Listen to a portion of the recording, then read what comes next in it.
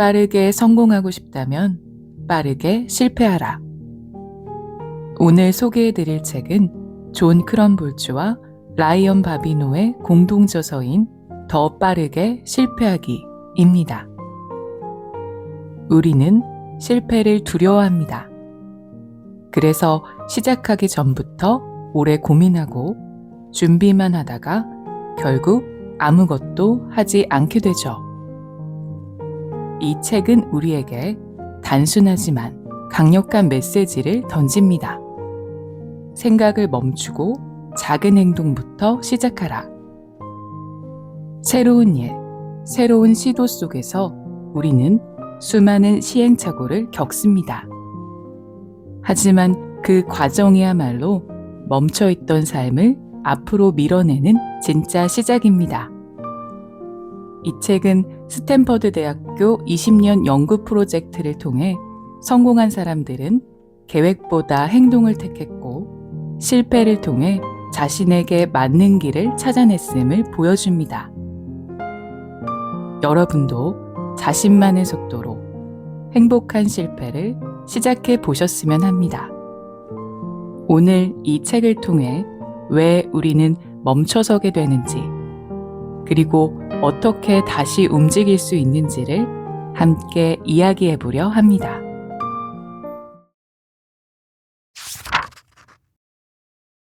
빠르게 더 자주 실패하라.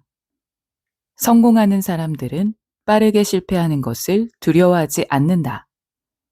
최대한 빨리 실패를 없애버릴 수 있는 가장 좋은 방법이기 때문이다. 테드 올랜드와 데이비드 베일즈의 저서 예술가여 무엇이 두려운가에 실린 어느 도자기 공예 선생님의 실험 이야기를 살펴보자. 강사는 반 학생들을 두 그룹으로 나누고 채점 기준을 설명했다. 채점 기준은 간단합니다.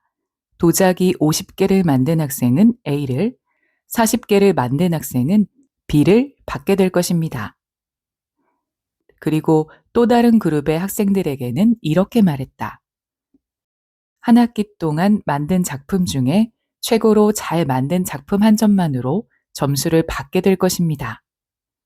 한 그룹은 양으로만, 또 다른 그룹은 작품의 질로만 평가한다는 것이다.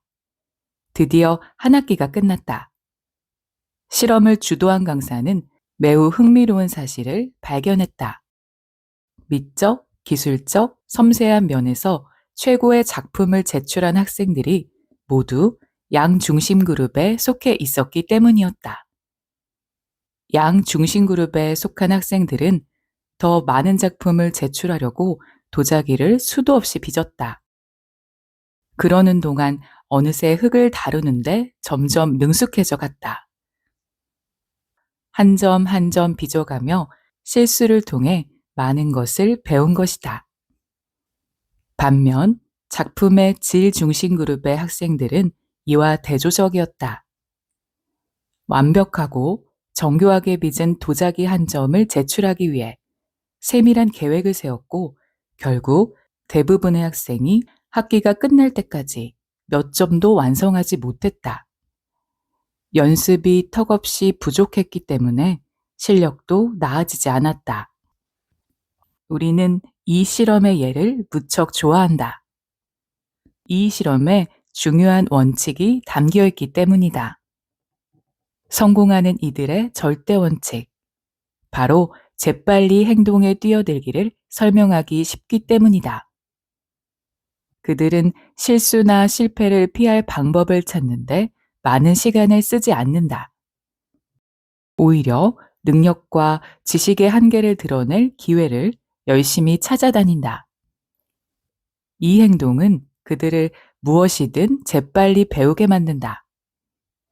그리고 미숙한 준비야말로 성장을 위한 최적의 조건임을 깨닫게 한다. 반대로 실패하는 사람의 공통점은 준비가 덜 된 것을 시작하지 않아야 할 신호로 여긴다. 그리고 계획을 새롭게 바꿔볼 궁리를 한다.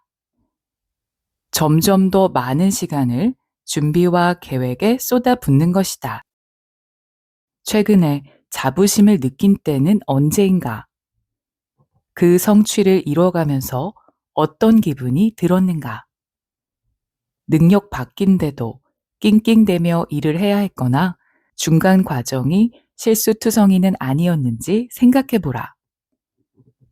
당신이 대부분의 사람들과 비슷하다면 당신이 가장 많이 성장하고 큰 성취를 한 때는 실수와 실패가 가장 많고 큰 장애물을 극복했을 때일 것이다. 이제부터 당신이 갖고 있던 실패에 대한 생각이 완전히 뒤바뀔지 모른다. 앞으로 이어지는 장에서 지금까지 배워왔던 것 전체를 의심하게 될 수도 있다. 우리 필자들은 실수와 실패를 의도적으로 사용하여 학습을 가속화하고 새로운 기회를 창출할 수 있도록 돕는 쉬운 몇 가지 방법을 소개할 것이다. 그리고 시종 1관 당신에게 요구할 것이다. 가능한 한 좀 더 빨리 그리고 자주 실패하세요. 라고 말이다. 아직은 때가 아닌 사고방식. 아직은 때가 아닌 사고방식은 매우 잘못되었을 뿐 아니라 우연히 얻을 수 있는 이득까지 막아버린다. 삶의 부족한 부분만 볼 때 무엇이든 차일피일 미루고 나쁜 습관과 쓸데없는 걱정을 반복하게 된다. 기회가 와도 보지 못하고 삶을 변화로 이끌 작은 행동도 하지 못한다. 동시에 행동의 변화를 값비싼 비용이 드는 불편한 것으로 만들어버린다. 즐거움을 만끽하고 새로운 일을 시작하려면 문제가 먼저 해결돼야 한다고 생각한다. 그러다 보니 아직 아무것도 시작하고 싶지 않게 된다. 우리 연구진은 삶의 변화를 돕는 것이 그들이 떠안은 문제 해결을 돕는 게 아님을 깨달았다. 오히려 지금 즉시 즐거움을 느낄 수 있는 일을 하도록 인식시키는 일이 중요했다. 지금 어떤 상황에 처해 있어도 즐길 만한 일을 찾아낼 수 있다. 영감을 주는 새로운 사람들을 만날 수 있고 호기심을 느끼던 일을 바로 해볼 수도 있다. 낯선 곳으로 여행을 떠날 수도 세계 곳곳에서 경이로운 것들을 발견할 수도 있다. 현재의 삶에 갇힌 기분이 얼마나 크든 상관없다. 새로운 경험의 크기나 심각함을 내려놓는다면 언제든 새로운 경험을 맞이할 수 있다. 당신의 삶이나 커리어가 불안정하고 애매하다고 느끼는가? 그렇다면 즐기는 데 시간을 더 투자하라는 말을 공감하기 어려울지도 모른다. 혹은 경력을 쌓는 것은 매우 중요한 일 아닌가요? 라고 반문할 수도 있다.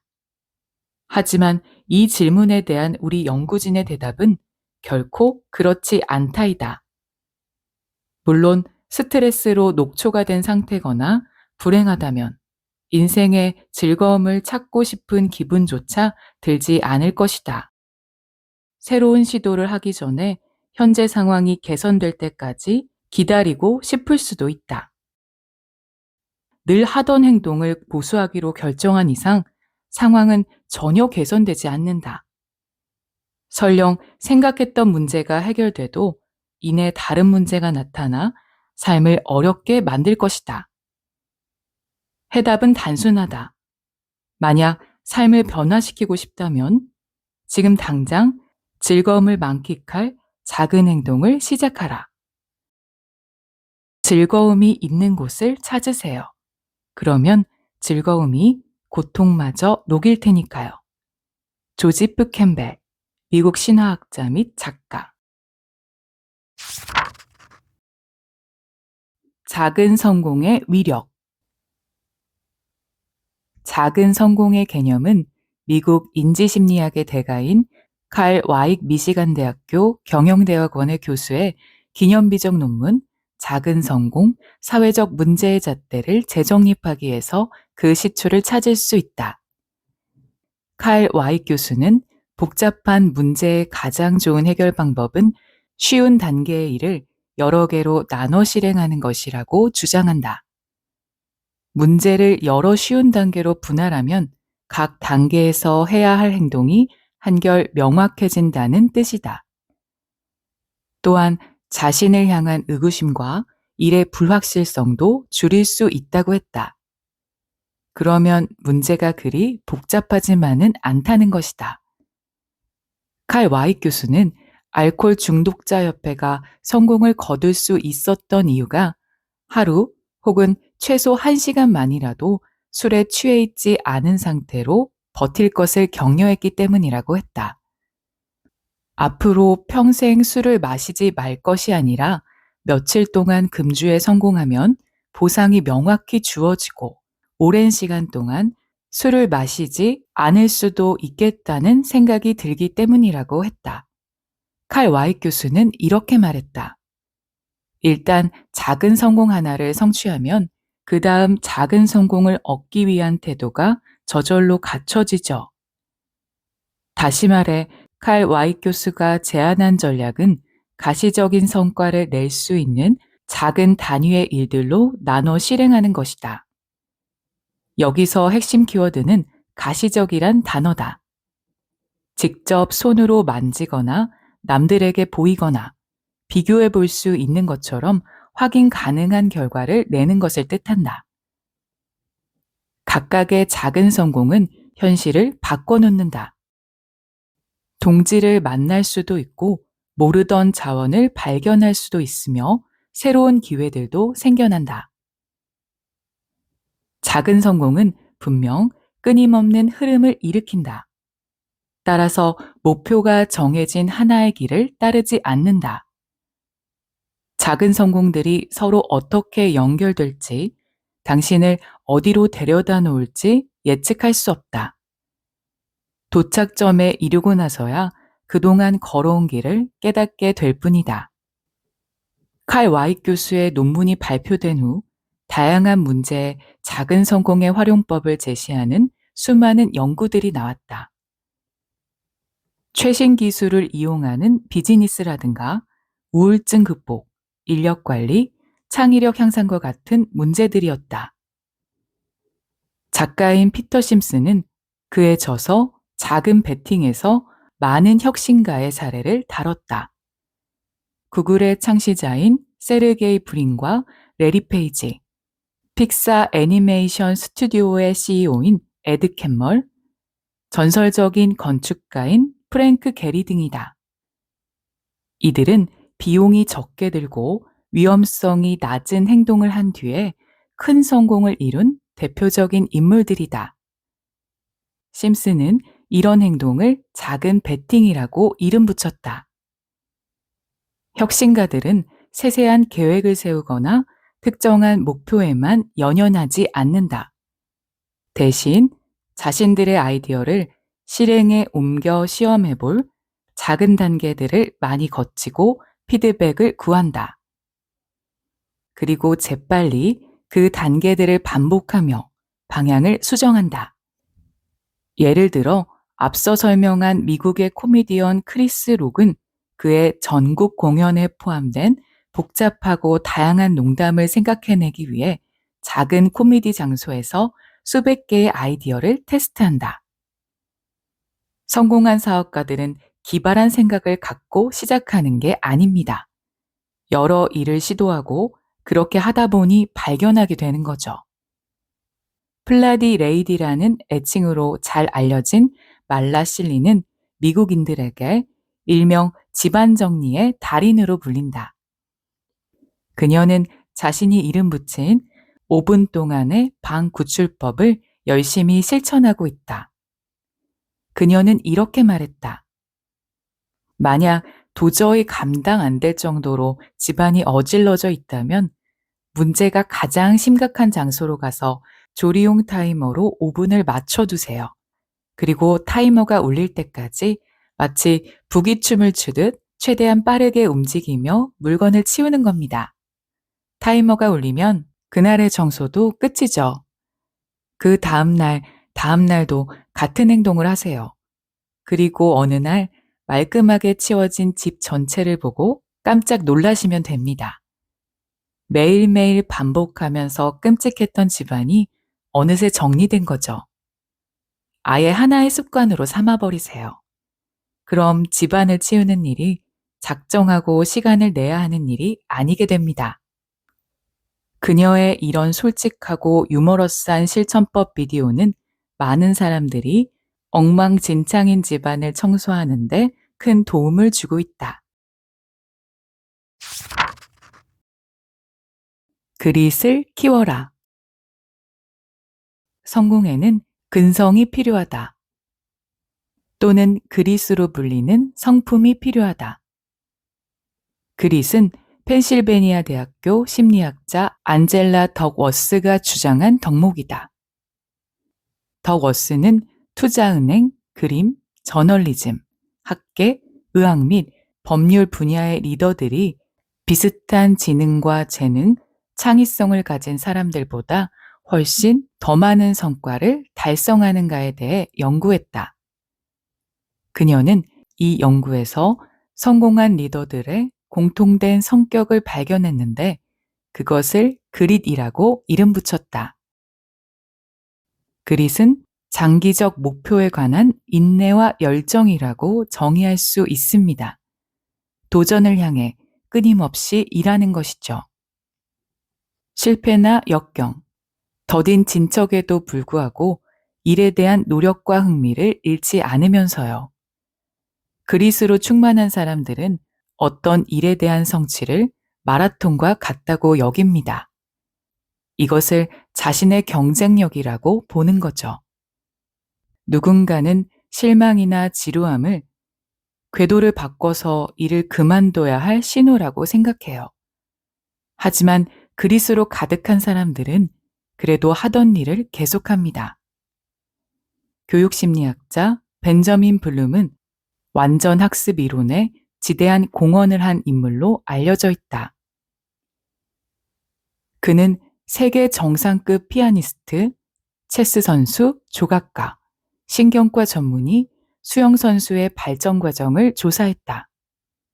그리고 그들에게 공통적으로 나타나는 세 가지 특징을 분명히 확인할 수 있었다.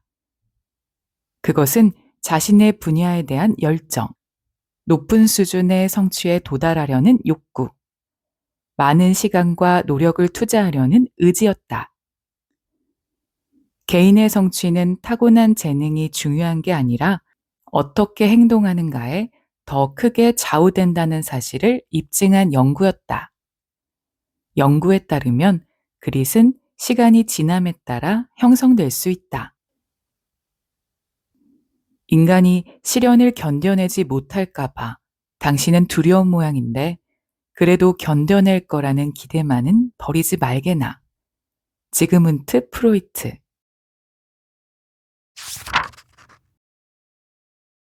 가벼운 계획이 똑똑한 계획이다.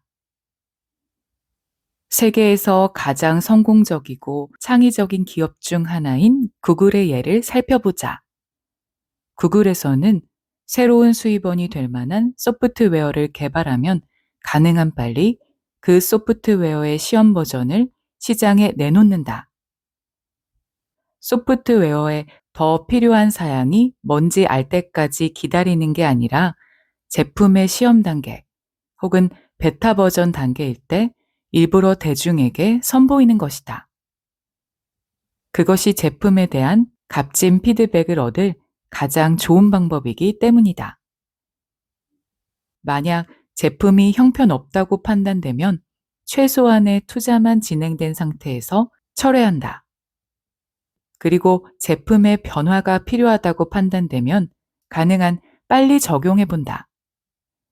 본격적으로 제품에 공을 들이기 전에 말이다.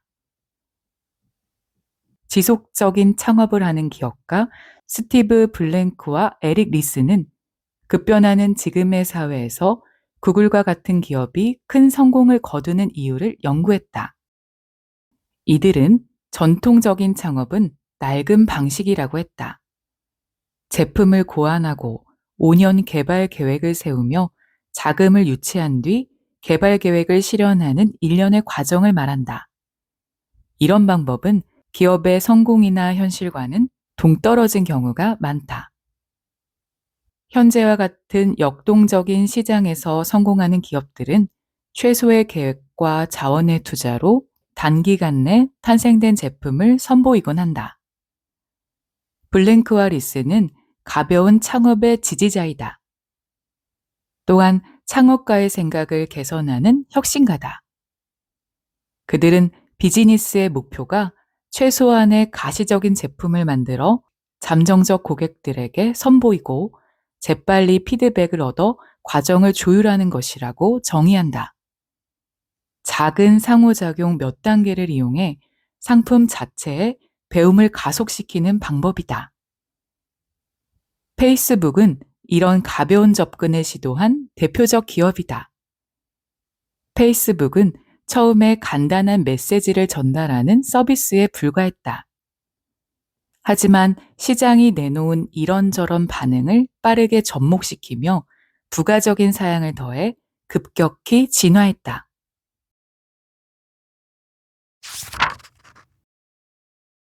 계획하기 그리고 미뤄두기.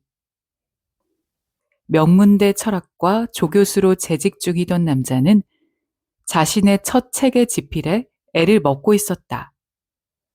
집필의 성공 여부에 따라 종신 교수 여부가 결정될 정도로 중요한 책이었다. 학교에서는 여러 책임들을 감당하느라 정신이 없었다. 강의도 해야 하고 교수 미팅도 있었으며 학생 관리도 해야 했다. 또 논문 지도와 컨퍼런스 참석도 있었다. 그러니 골똘히 생각하며 글을 쓸 시간이 좀처럼 나지 않았다. 더구나 학과에서 거는 기대는 큰 부담이었다. 그를 예비 스타 교수쯤으로 여기고 있었기 때문이다. 모든 동료들은 단순히 좋은 책이 아닌 기념비적인 책이 나올 것으로 기대했다. 이 모든 것들 때문에 마치 온몸이 마비되는 것 같은 기분이 들었다. 더 큰 문제는 단 한 문단도 써내려갈 수 없다는 것이었다. 그는 이 두려움에서 벗어나기 위해 전문가의 도움을 구하기로 했다. 먼저 정신분석 전문가를 만났다. 전문가는 1년의 상담 끝에 교수에게 이렇게 말했다. 당신은 학문적 저항을 하고 있는 겁니다. 노동자 출신인 아버지와 거리를 두려는 오래된 두려움 때문에 말이지요. 다음 해에는 심리학자의 도움을 구했다. 그는 교수에게 자신을 제한하는 사고 패턴을 극복하라는 충고를 해주었다. 하지만 전문가들의 도움에도 불구하고 글쓰기에 대한 일종의 마비 증상은 지난 5년간 나아지지 않았다. 집필은 조금도 진행되지 않고 있었다. 그는 아무것도 하지 않는 자신을 합리화했다. 이렇게 모든 게 엉망인데 어떻게 글을 쓸 수 있겠어? 라고 말이다. 그즈음 그는 또 다른 상담가와 만남을 기다리고 있었는데 바로 우리들이었다. 첫 번째 만남에서 그는 집필 때문에 겪는 온갖 고충을 털어놓았다. 자신의 감정적인 문제나 부정적인 사고 패턴, 집필에서 겪는 고차원적인 학문적 도전을 비롯해 책이 성공을 거둬야 한다는 엄청난 압박에 대해서도 설명했다. 그리고 자신이 느끼는 고충을 단 30분 동안 설명한 자신을 대견하게 여기기까지 했다. 우리는 깊은 생각에 잠긴 채 듣고만 있었다. 그리고 이렇게 말했다. 우리가 해줄 수 있는 건 아무것도 없네요. 그냥 가서 글을 쓰시면 됩니다. 그는 매우 당황스러워했다. 삶의 고달픔에 대한 심리적이고 철학적인 담론을 기대했기 때문이다. 하지만 무슨 이유인지 이 직설적인 충고는 효과가 있었다. 집에 돌아온 그는 노트북을 꺼내서 글을 쓰기 시작했다. 첫날은 20분 동안 글을 썼다. 다음 날 아침에는 조금 더 쓸 수 있었다. 그리고 거짓말처럼 단 며칠 만에 글쓰기에 빠져 있는 자신을 발견했다. 그 이후로 쉴 새 없이 글을 쓸 수 있었고 6개월 후 책이 완성되었다. 다행히 책은 큰 호평을 받았고 종신교수로 당당히 추천받은 그는 자신의 분야에서 권위자가 될 수 있었다. 무엇이 교수로 하여금 글을 쓰도록 만든 걸까? 감정적인 문제의 해결이나 사고방식의 개선도 없었고, 불안을 조절하는 더 나은 방법을 발견한 것도 아닌데 말이다. 바뀐 것은 단지 한 가지였다. 그냥 글쓰기를 시작했다는 것. 그는 아직 해결되지 않은 걱정과 염려 속에서 키보드를 치기 시작했다. 사실 사람들 대부분 일을 미루는데 일가견이 있다. 해야 할 중요한 일이라는 걸 알면서도 좀처럼 시작하지 않는다. 연말 정산을 하거나 미래 고객들에게 다가가야 할 때도 있고 호기심을 느껴 새롭게 시도해보고 싶은 일이 있을 수도 있다. 그러나 먼저 계획을 짜고 난 후로 미뤄버린다. 그렇게 다짐을 하고 나면 한결 기분이 좋아져서 하루 쉬었다 내일부터 시작해야지 라고 생각하기 일쑤다. 저항이 자주 사용하는 가장 친숙하고 교묘한 방법이 미루기다. 그만두라고 직접적으로 말하는 대신 상황이 좀 나아지면 하자라고 유혹하는 것이다. 걱정 마. 이 소설 쓰는 거 일단 시작만 하면 아주 끝내주게 할 테니까. 하지만 오늘은 햇볕이 좋으니 산책이나 좀 해볼까? 라고 말하는 것이다. 분명 이 미루기야말로 꿈을 앗아가는 1등 공신이다.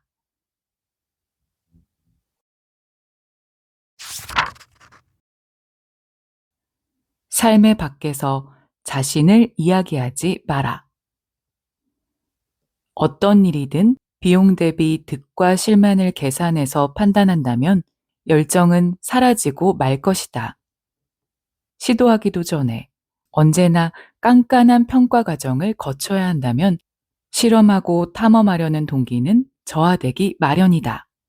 결국 몸을 사리게 된다. 티베트의 어떤 라마승이 미국을 처음 방문하게 되었다.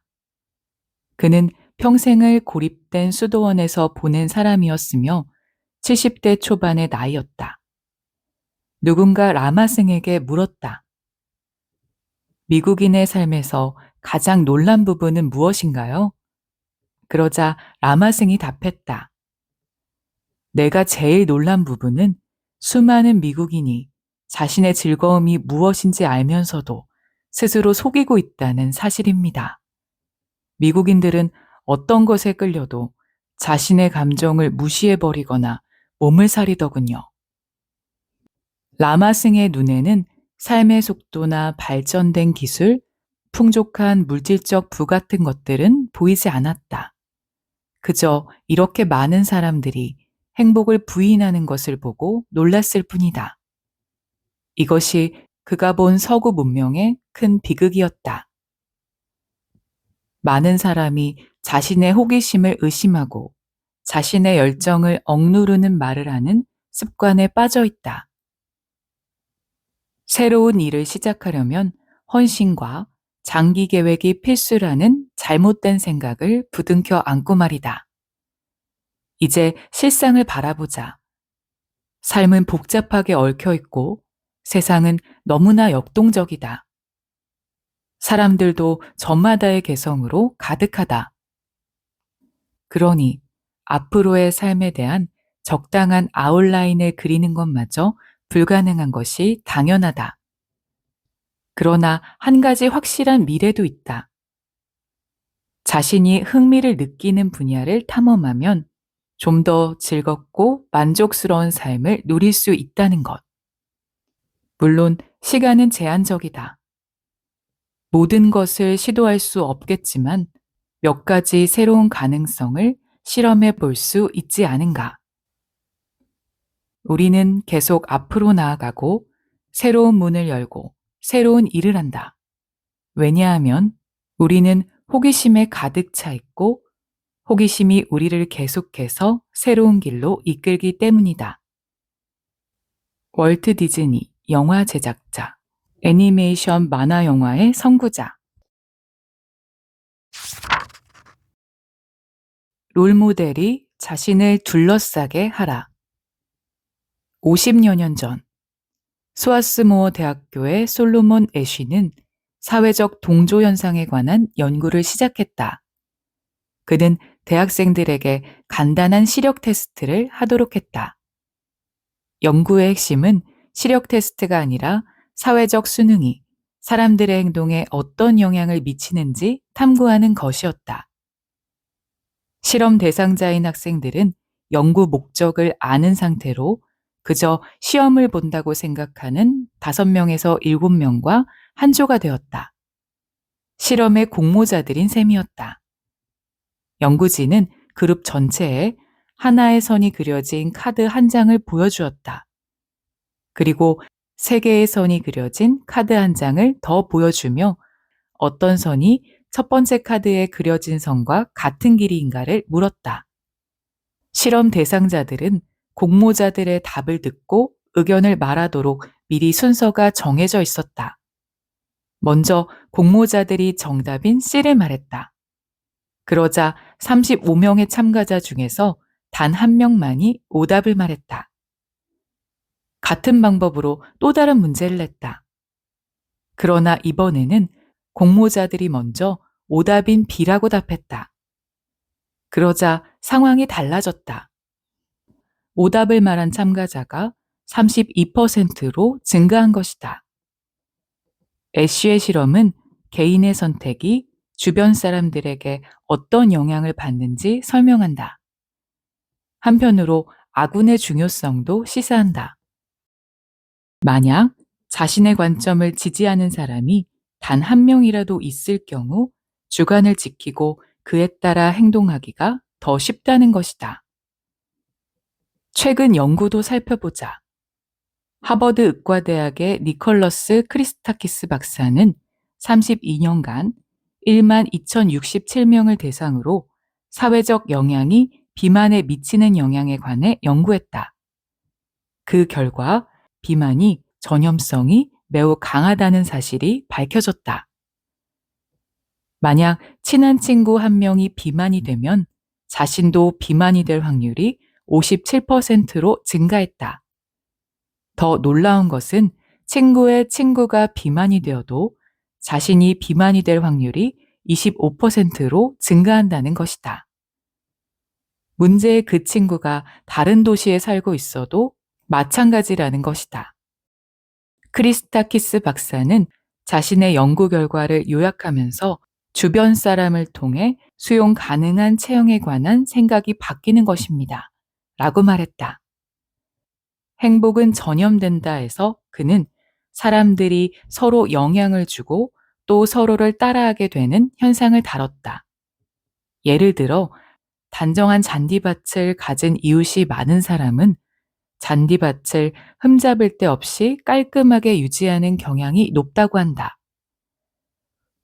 공부를 열심히 하는 룸메이트가 있는 학생은 책을 열심히 읽고 식당에서 폭식하는 손님 옆에 앉은 사람들은 더 많이 먹는다고 한다. 발랄한 친구가 많은 사람은 더 행복하기 쉬우며 반대로 우울증, 자살, 폭력, 외로움도 역시 이러한 경향과 관련이 있다고 밝혔다. 이 모든 것은 전염성이 매우 강한 것으로 조사됐다. 한 사람으로부터 다른 사람에게 이어지는 흐름과 같았다. 연구가 시사하는 점은 이것이다. 지금 당신의 주변 사람들이 당신의 행동뿐만 아니라 당신이 믿는 가능성에까지 영향을 미친다는 점이다. 행동과 사고는 강한 전염성을 갖고 있다. 만약 당신이 활동적이고 열정적이며 긍정적이면서도 따뜻한 인간미를 가진 사람들에게 둘러싸여 있다면 당신도 그들과 같은 사람이 된다. 그중 단 한 가지만 공유한 사람들과 함께 있다 해도 가치는 논할 수 없을 정도로 크다. 당신의 야망을 얕잡아 보는 사람들을 멀리 하십시오. 작은 사람은 항상 그렇게 하지만 정말 위대한 사람은 당신도 위대해질 수 있다는 것을 느끼게 합니다. 마크 트웨인, 미국 소설가. 우리는 실패를 너무 늦게 하려고 합니다. 그래서 시작도 늦어지고 결국 아무 일도 일어나지 않죠. 잘 해내지 못해도 괜찮고 끝까지 가지 못해도 괜찮습니다. 중요한 건 그 자리에 오래 머물지 않는 것. 오늘의 이야기가 잠시 멈춰있는 당신에게 다시 한 걸음 내디딜 용기가 되기를 바랍니다. 지금까지 여행책방이었습니다. 다음에도 좋은 책으로 찾아뵙겠습니다. 지금 여기에서 행복하세요.